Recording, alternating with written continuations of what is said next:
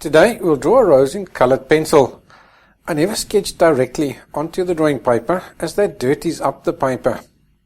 I rather first draw onto a loose sheet and then I transfer the final lines to the actual drawing paper. To transfer the outlines of the rose to the drawing paper, I use Dressmaker's carbon paper. Dressmaker's carbon paper comes in different colours, so you can use a colour which will blend into the final drawing. In this case, I'm using yellow carbon paper. When drawing, one of your aims is to keep the drawing as clean as possible. So you'll see that I keep my reference photo underneath my hand, and that way it protects the drawing. I'm right-handed, so I start from the left and I'll work towards the right, and that way I never need to work over or lean on completed work areas. When drawing, I start by looking at the lightest and the underlying color. Each petal will have an overall underlying color. It could be any color. For this rose, it's mostly pink. If you look at some of the petals, however, you will also see orange as an underlying color.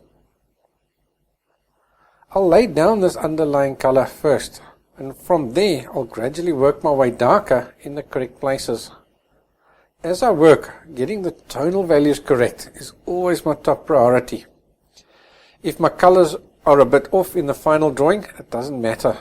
But if I don't get those tonal values correct, then the shape of each petal will look wrong. With roses, you'll find that in general, each petal appears lighter towards its outer edge and darker towards its inside edge. This contrast shows depth and distance between adjacent petals, because the one petal is casting shadow on the other. In general, the outer edge of the petal is also going to end in a sharp or found line. The contrast between the light outer edge of the front petal against the dark of the back petal also gives us distance between the two.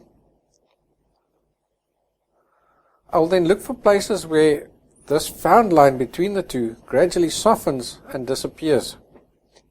This transition indicates that the distance between the two petals is gradually reducing until they touch, and at that point where they touch, you won't even be able to see whether one starts and the other one stops. At that point, it's called a lost line. Drawing these transitions between the lost and found lines helps give you depth and dimension in the drawing. To get the color of the area that you're drawing correct, you need to look and compare. Look and compare the area you are drawing against the corresponding area on the reference photo. Then ask yourself, is this area on the reference photo more yellow, pink, red, purple, blue, or whatever than what I see on my drawing? In other words, what you're trying to do is spot what color is missing on your drawing. For example, if you see that there's too little pink in your drawing, then choose the closest matching pink pencil and continue drawing using that pencil. And as you continue coloring, keep looking and comparing. Often the missing color changes as you lay down the second color, so you may need to change to a third and even a fourth color in some areas. As you draw, always start with a light pressure, building up the colors by adding one layer over the next. It's only when you see that you're not able to get as dark as you need using layering, then you start pressing harder on your pencil. Pressing hard must always be your last resort, because once you press hard, it becomes very difficult to fix or erase any mistakes that you make. As you can see, I draw the flower petal by petal, and as I complete a petal, I will revisit the previous petals to ensure that they still look correct. When you're drawing a petal, you have white paper surrounding it. This lightness of the paper makes the colors that you are adding to the petal look darker than they really are. But this effect only becomes apparent once the adjacent petals have been completed. So by revisiting the previous petals, you're now able to better spot the correct tonal values, making your drawing even more realistic. I'll continue like this and shade in the entire flower. At the end, I'll revisit each petal again, not only to adjust my tonal values, but also to add those little lines, marks and blemishes that you can see inside each petal. And while I'm at it, I'll also ensure that I have nice crisp found edges showing the distance between the petals. Colored pencil drawing is a slow process, so rather use this as a way to relax and switch off from the outside world, as opposed to trying to get the drawing finished as quickly as possible. If it takes you a week or more to complete the drawing, that's quite okay. As long as you've enjoyed the drawing process and you end up with an awesome artwork, that's all that matters. For the stems and buds, I sketch them in and then roughly add color to them. I don't want to add too much detail here, they're just there to support the rows. So you'll see that I'm almost just sketching them in to ensure that I don't get too much detail in them.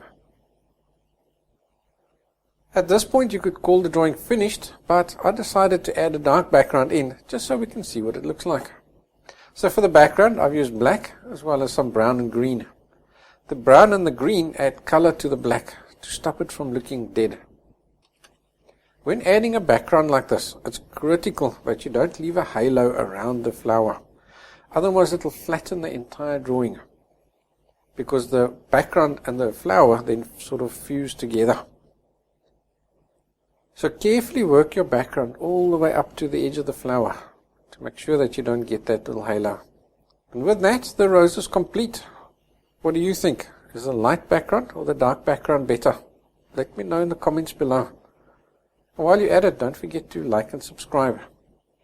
And if you'd like to follow the draw-along version of this class, then head over to our website, onlineartlessons.com.